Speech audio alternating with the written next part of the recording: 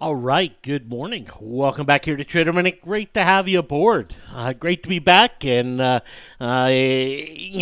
and looking at kind of what's going on here in the market and getting ready to ramp up here for the next 100K challenge. And very much looking forward to it, especially in the environment that exists right now in the market.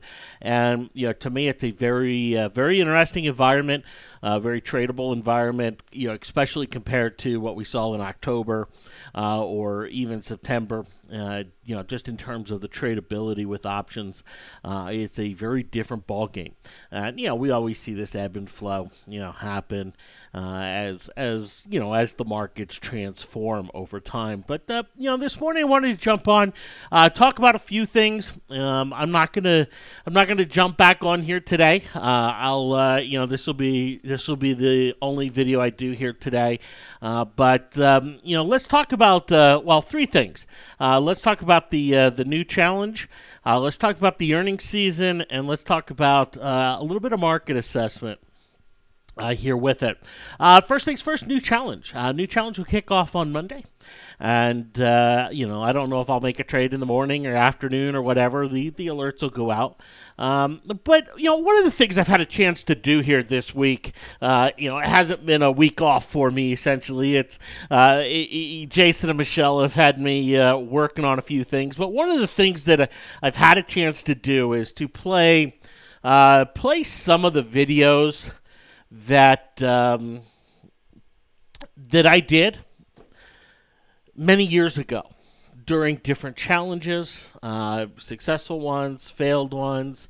Gave me a chance to go back and look at some of the writings that I've done over the years and take a look at how they've morphed and transformed.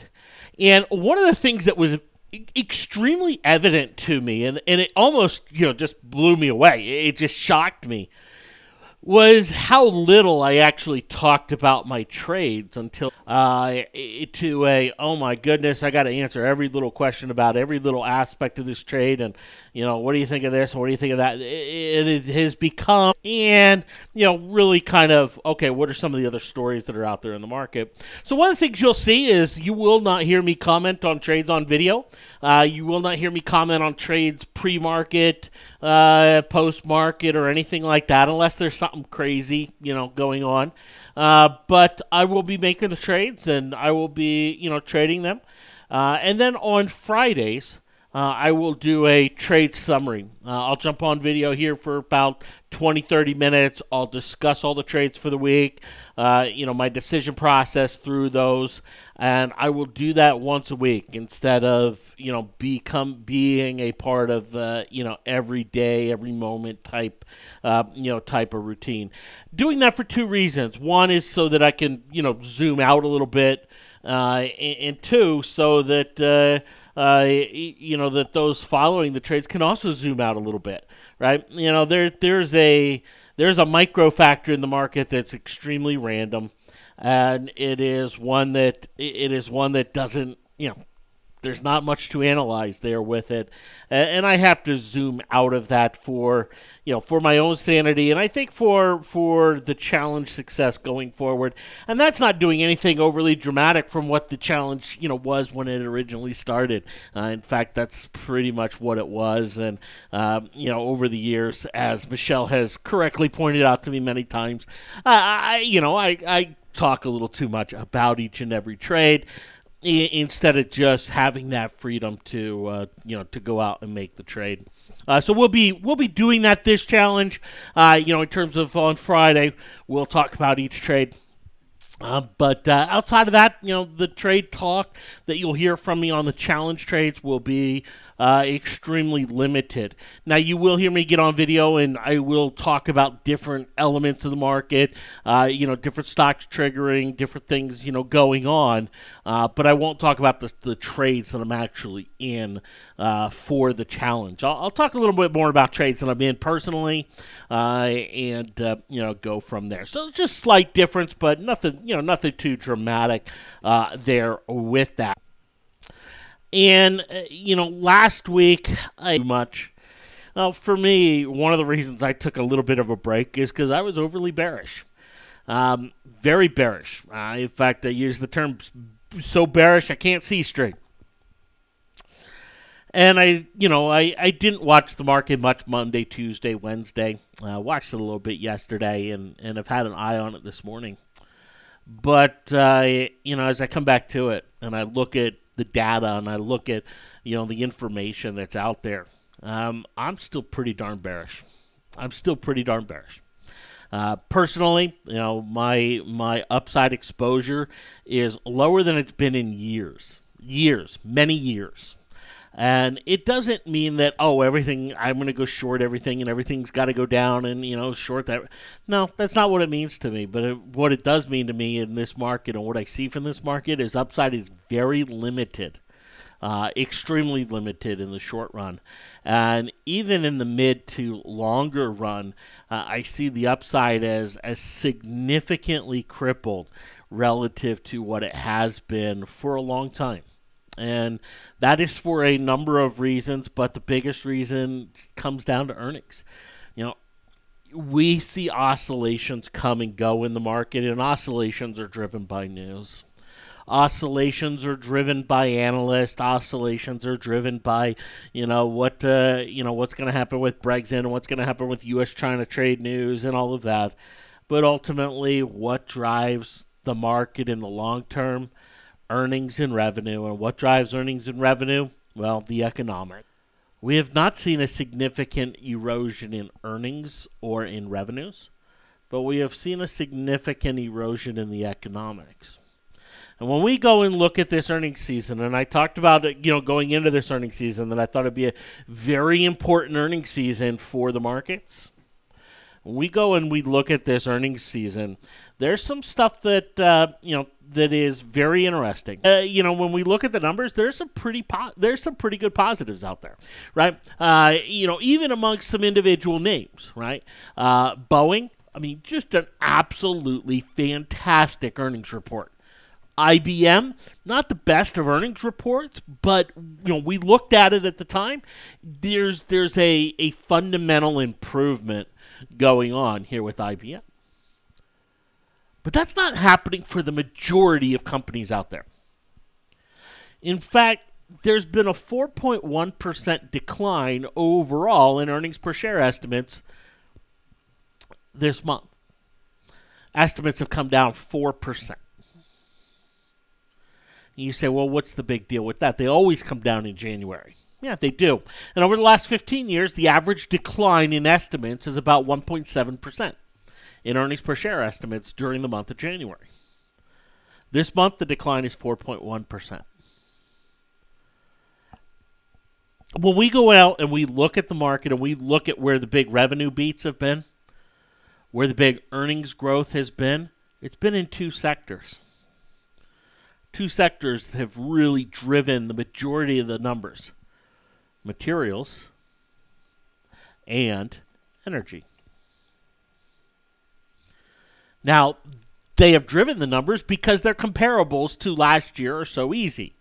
Last year, the numbers were so bad that, you look at them now and you compare them to, last year and you go, wow, okay, these are, there's a big change, right? But when you look out and you look going forward, they're not going to have the same numbers next year, right? The same easy comparable. Right, so the two sectors that have driven the majority of the earnings growth, the majority of the revenues growth, and the big kind of double-digit numbers have been energy and materials, and those comparables are going down. And so I look at this earnings season and I go, okay, there's some positives, but overall we're talking about 5% revenue growth. And we're talking about double digits earnings growth, right? We are talking about double digits earnings growth. That is absolutely in play. But going forward, are we going to see that? We've seen a small bump in margins overall for the market, a lot driven in energy and materials, but a small bump in margins, which is a positive. So, I can't look and say, well, this is overwhelming bearish. But when we go and we look at some of the key companies out there, that deal with global growth, and we look at, what has been said, and what is going on with them. You look at a Caterpillar. This was a pretty sour earnings report in terms of some of their outlook speak going forward. One that at the time we talked about Caterpillar. We talked about, the stock and everything else, but more importantly, what their report basically said about the global economy. Another one that kind of echoed Caterpillar was FedEx. And we talked about FedEx on the big gap down. This wasn't a FedEx is finally bottomed and go buy FedEx. This was a reset in the stock. This was a pure reset of, hey, this is no longer a $200 company where it has been trading. This is a reset. And we have seen, several of these from some of the big names out there in the market, but more some of the, global growth centric names, not looking so hot. Right? We go and we compare that to something like Boeing, right?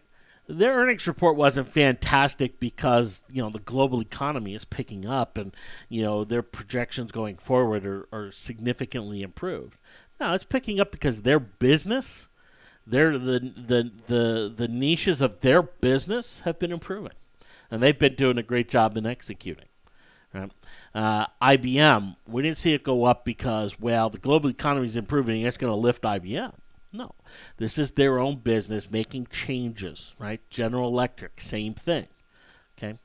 But this is a market where, some of the earnings reactions have been frankly absurd, have been nonsensical in terms of it doesn't have anything to do with the earnings quality or revenue quality.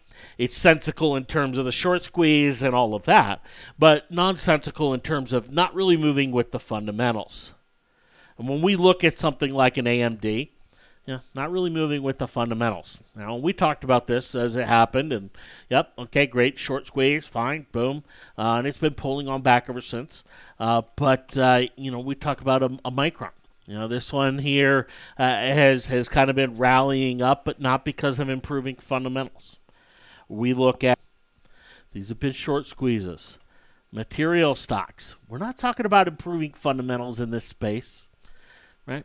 Now, we've talked about some stocks that are cheap in this space, like a U.S. Steel, right? They're just frankly cheap, but they're not fundamentally improving. And when we go and we look at the two areas of earnings that have really helped to improve things, the numbers here this quarter, energy and materials, we're not talking about big fundamental improvements. That has me concerned, right? This is something we have not seen in the markets for many, many years, right? This is something very different from anything over the last 5 years, and something that has to be taken into account. Something that has to be reckoned with, and the market's going to have to deal with it, as we go forward. Are there potential things that could catalyze, growth? Yes, there are. But when we look at the raw numbers and we look at what's going on, there's an erosion. There's a fundamental erosion that is taking place in this market, and is that going to continue as we go forward? Some will argue yes, some will argue no. But it is a fact that we are seeing that. And to me, that's going to put fund managers a little more on edge as we go forward over the next several months here in this market. And some of the sell-offs that we're going to see and some of the rallies that we're going to see are going to be a little bit sharper than what we have seen over the last couple of weeks. Where fund managers have kind of taken a little bit of pause. They've gone and deployed money here and there. The path of least resistance has been higher, but I do look and think, hey, path of least resistance, as we go forward, chances are it's a little bit lower. Now, I'm not talking about retesting lows, and I'm not talking about, collapse and all of that, though I do think there is a risk of that. I think there is a risk factor of seeing the S&P really take a sharp decline, 10% from these levels. I think that's one of the risk factors that has to be addressed. But as we look at where the market is and we look at where the fundamentals are and what the rally has been and the decline has been, and we see the market kind of right back into this October, November consolidation area, right? Path of least resistance, is that going to be the new highs, or is that going to be a leg lower and setting a higher low? Well, path of least resistance is going to be a leg lower, setting a higher low before going up. And I'm not convinced that that's what we're going to see. I don't know if the fundamentals are good enough to say, hey, you know what, we can expect that the market's going to pull back one leg, set a higher low, and go. Obviously, if there's some major resolution between China and the U.S. and we see China come out with all sorts of stimulus measures, it could change that a little bit. But as things sit at the present, that's how I look at things. That's how I look at where the market is. Now, are the market internals much changed here? No, they're not. They're not uber bearish right here. We have not seen them turn and go bearish here on this move. Bullish percent index, continues to stay up. It continues. I mean, today it's barely moved. I imagine by the end of the day it'll be moved a little bit.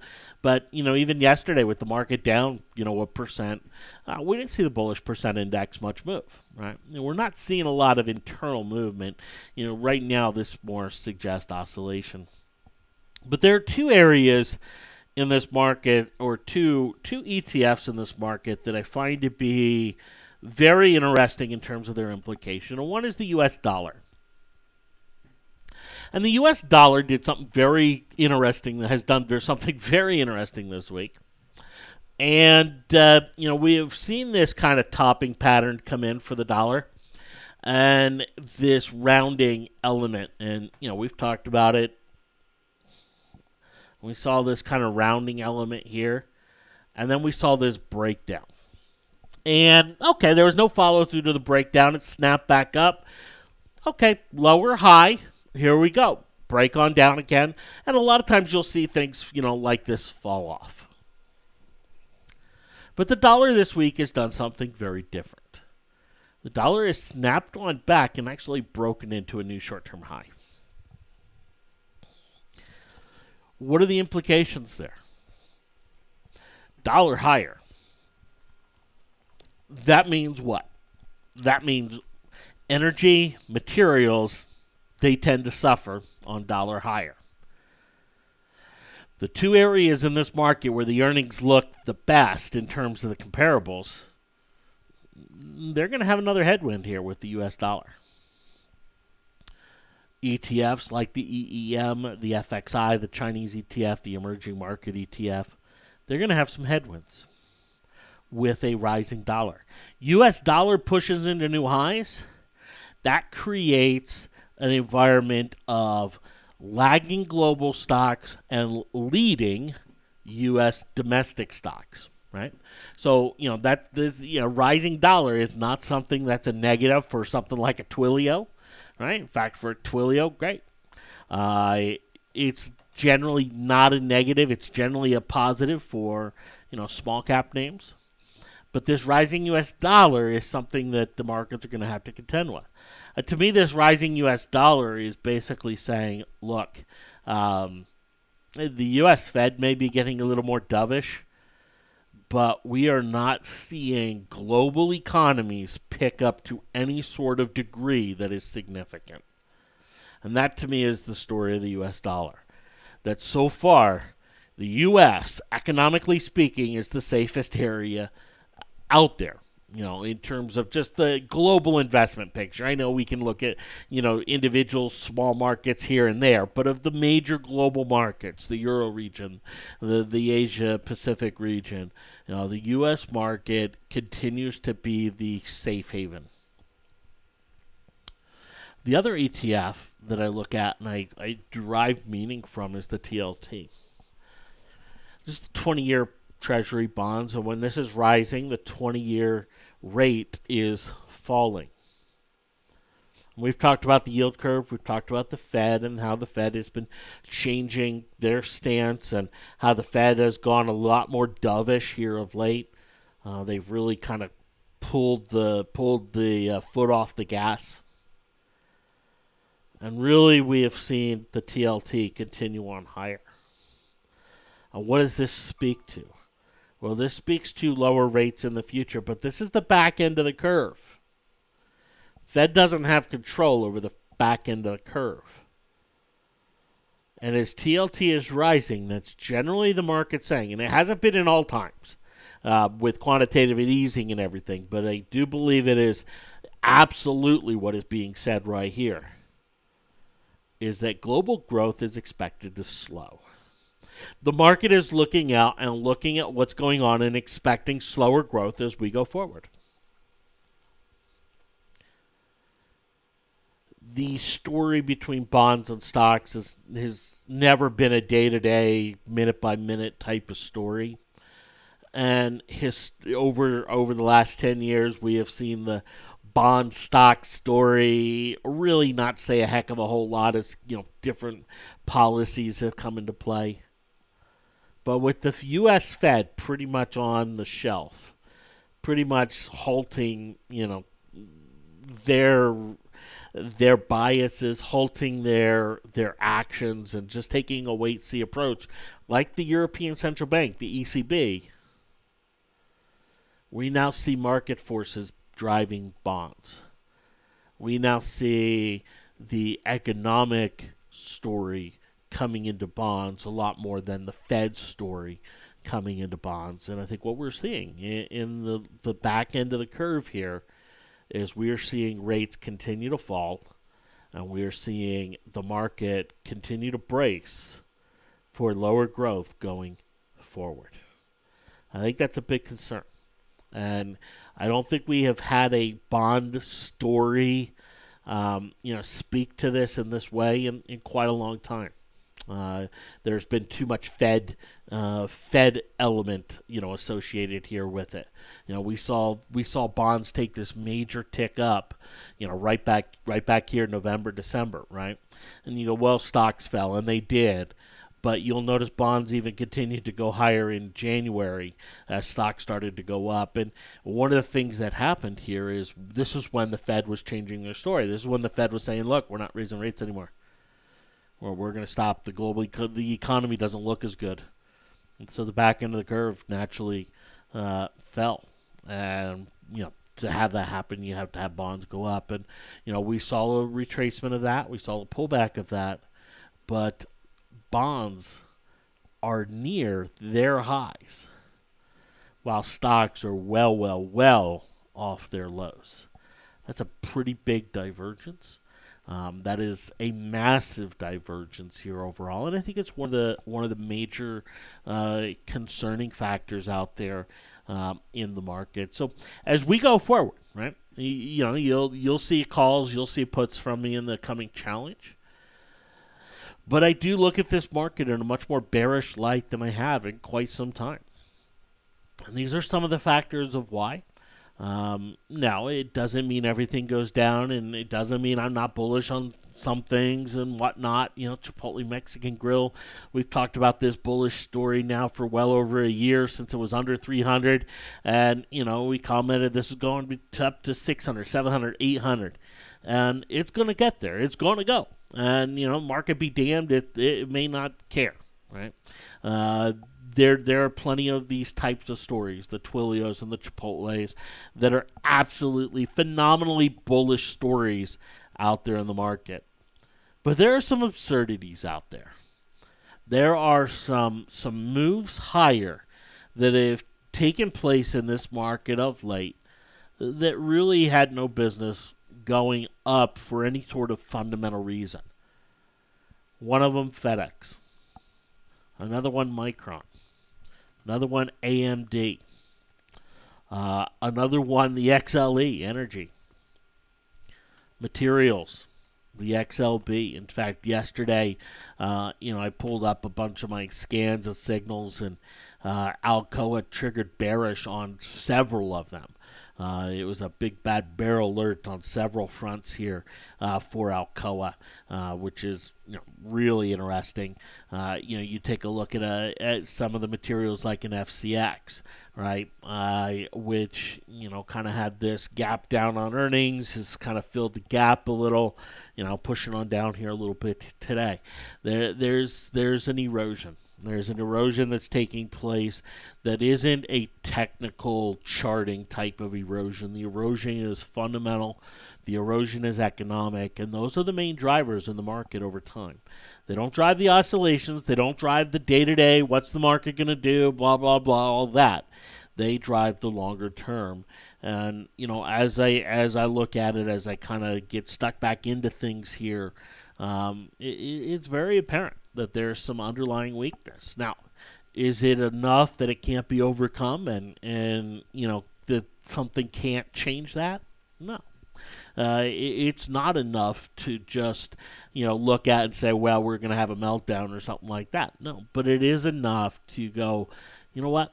The upside in this market is probably a little more limited to the downside over the course of the next 4 to 6 to 8 weeks. Okay, that's the time period I'm talking about there. Couple things that are starting to come back in terms of tendencies in the market that I find to be pretty interesting. One, and you've heard me talk about this before, is the concept of 10-point rallies. This idea that we get these 10-point rallies that happen in the market, when it goes up, when it goes down. But generally speaking, and we saw this yesterday, but generally speaking, if you look at a 10-point rally that happens over the course of about 15 minutes in the market, generally speaking, they're very shortable. The path of least resistance after these 10-point rallies tends to be lower. And what are the odds? The odds greater that you're going to get an additional 10 points to the upside, or even more points to the downside. One of the things that we're starting to see in this market is these 10-point rallies, they're getting sold. The 10-point rallies are getting sold on some consistency. And you may see me trade those a little bit here for the challenge. I traded one here this morning personally, just a little bit. I wasn't willing to get too stuck into it.